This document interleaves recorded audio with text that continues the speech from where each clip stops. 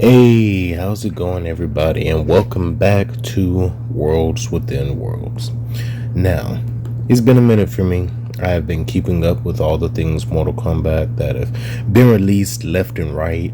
We've had the Shao Kahn and Sindel, General Shao and Sindel release trailer with the rulers of our world. We've had the first 17 minutes of gameplay. A lot of people keep saying 20, it's 17, whatever.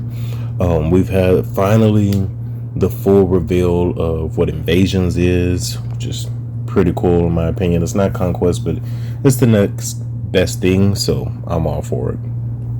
And we've had a lot of things shown to us. We've had a lot of new gameplay shown to us for these different characters who we hadn't seen yet, as well as new character bios revealed, yada yada yada. Well, today I'm here to try to convince you that General Shao, he's Onaga. Okay, now, where am I getting this from? So, first off, when I watched the trailer, there's a line when Sindel makes a statement, don't forget what your illustrious father, how he was, basically, and how war was his last resort. And my first thought was, oh, why are they mentioning his father? Is his father Onaga, And I've seen a few other people mention this. But then I really started to give it thought, and I was like, that really wouldn't make sense unless they're drastically changing Onaga's thought process. See, Onaga, he wasn't necessarily just, I guess you could say, just this big, dumb, evil person. But he was a strategist, and he definitely fought with war. I don't know if it was his last. I wouldn't say it's his first resort, but it definitely wasn't his last resort. He went through conquering with his powers. He didn't have the mindset of, I want to merge the realms together like General Shao or Shao Kahn in the OG timeline. But Onaga definitely had this mindset of, all this is mine and should be mine, and I'm gonna take it by force. And he created an army and went forth and took it all. Now, you might be looking at it and thinking, yes, but this is a new timeline. It could still be Onaga. Everything has changed. Well, let's look at the pattern. A lot of characters have changed, but not necessarily their characteristics have changed. For example, yes, Sub-Zero and Scorpion, they've changed. Now they're brothers. Now Bihan seems to even be possibly, as many people are saying, more evil and killed his father. We don't really know, but we'll see. However, when it comes down to it, Sub-Zero has always been like a hard ass, and Scorpion and Sub-Zero have always had issues with each other. Sub-Zero have always kind of been this, I do what it takes, or wrestle between kind of good and evil. Do I want to be good and go this route, or I'm kind of tired of this now, I want to take the more serious route. So is Scorpion.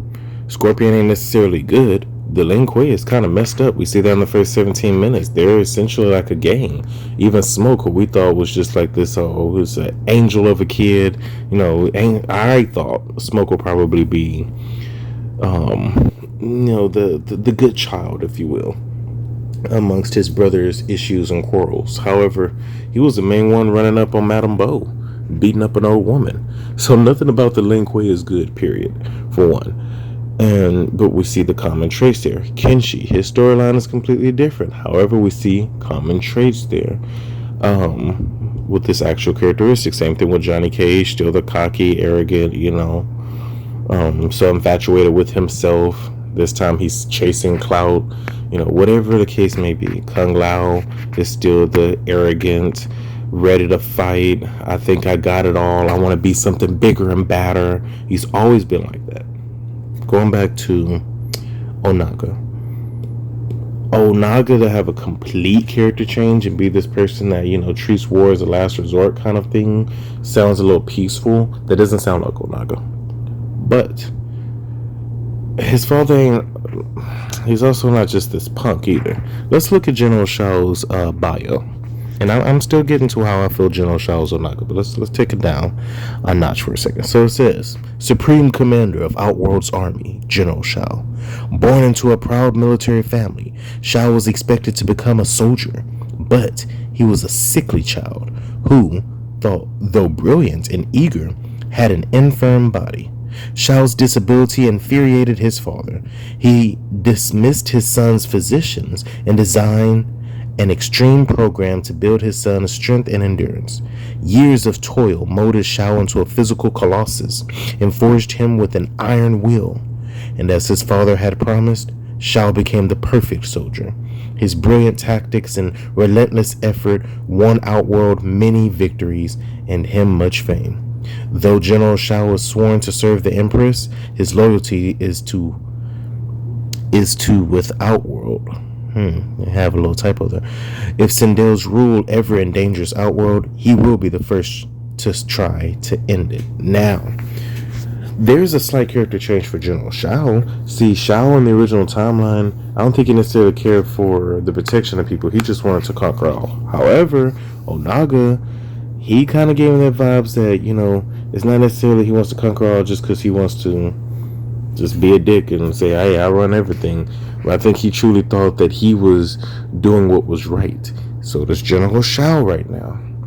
Now back to General Shao's father. Like I said, he's not really just this kind of, I'm a little punk, whatever.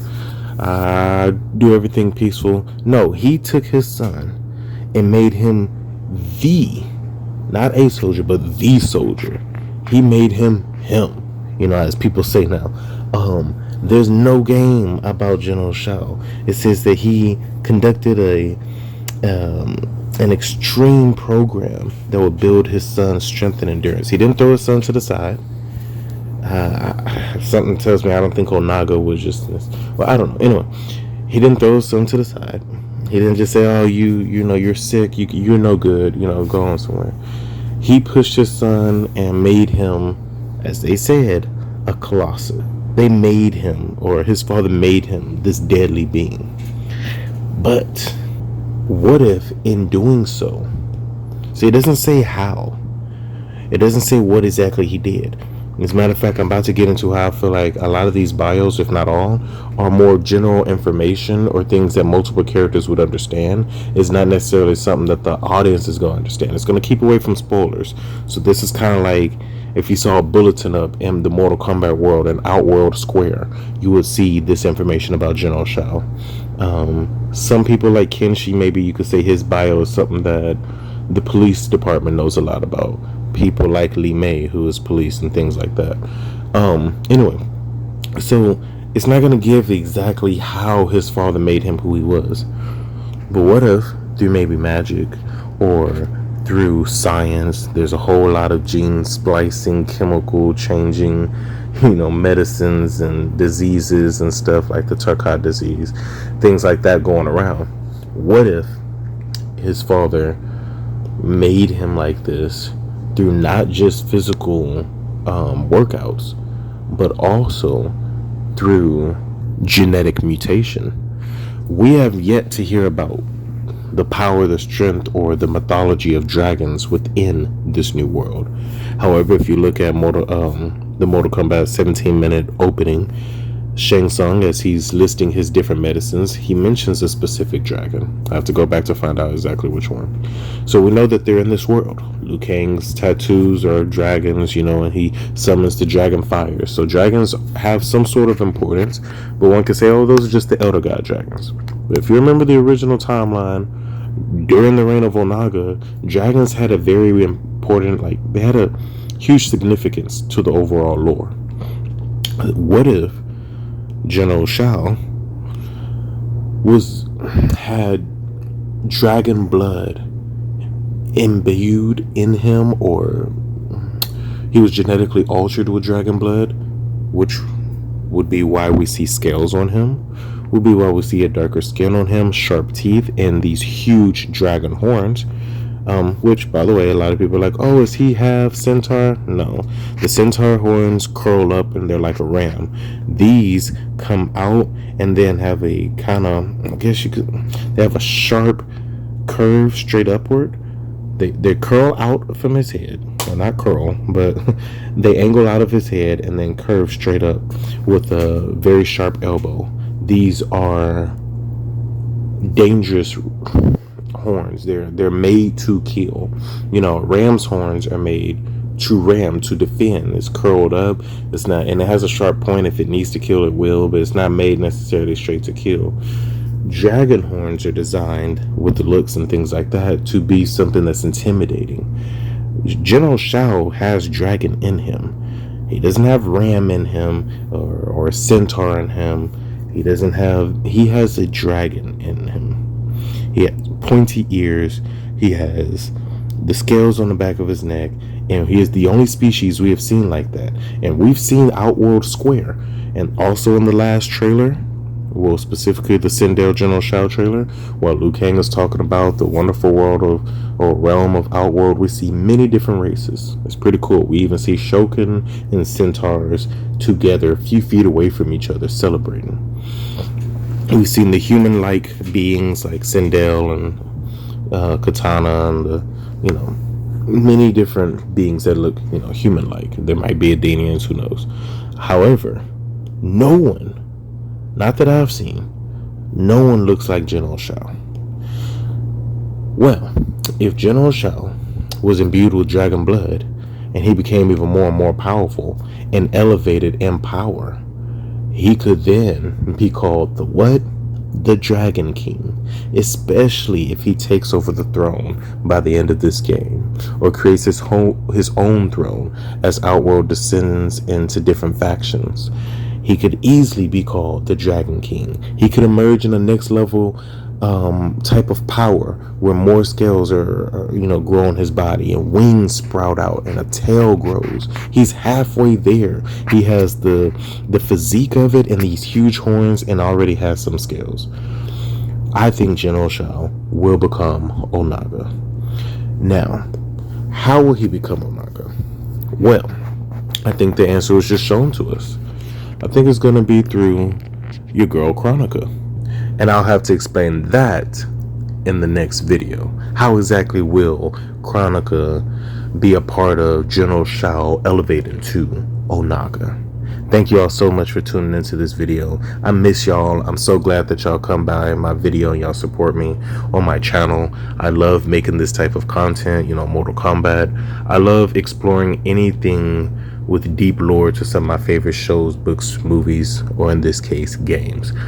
Please hit me up in the comments. Tell me your favorite theories about what's going to happen now that we've learned so much more about this game. We're a few weeks away from actually exploring this game, and I just can't wait to dive into it with y'all. So let me know your favorite theories in the comments below. Like, subscribe, be ready for more. Even if you want to dislike, if you have complaints, please hit me up in the comments and let me know so I can be a better channel for y'all. Thank you, and God bless.